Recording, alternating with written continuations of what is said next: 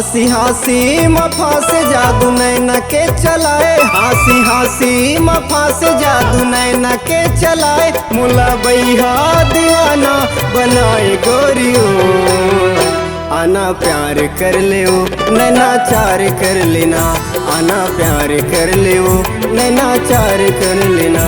हंसी हंसी वफा से जादू नैना के चला के, हंसी हंसी वफा से जादू नैना के चला के। मोला पगली दीवानी बनाए टूर रे, आना प्यार कर ले रे इकरार कर लेना, आना प्यार कर ले रे इकरार कर लेना।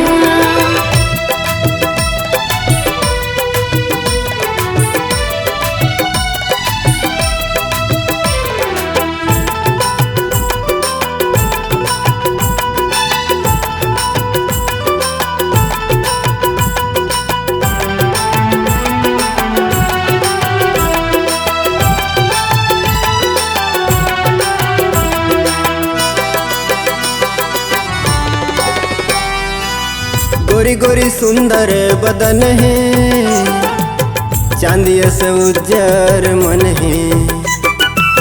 चोरी चोरी दिल मात आए, सांस मतोरे लहर है।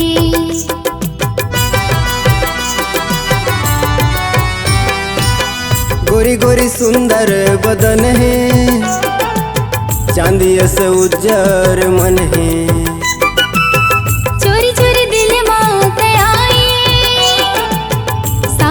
तोरे लहर है, हंसी हंसी मफा से जादू नैना के चलाए, हंसी हंसी मफा से जादू नैना के चलाए। मुला बैहा दीवाना बनाए गोरियो, आना प्यार कर ले ओ नैना चार कर लेना, आना प्यार कर ले ओ नैना चार कर लेना।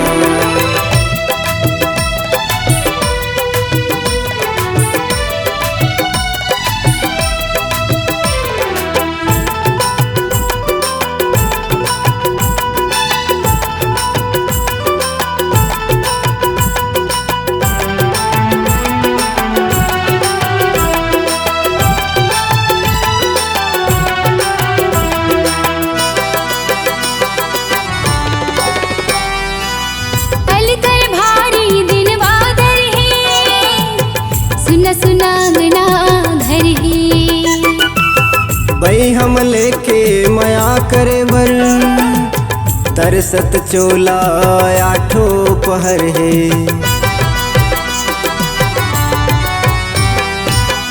अलकर भारी दिन बादर है, सुनागना घर है।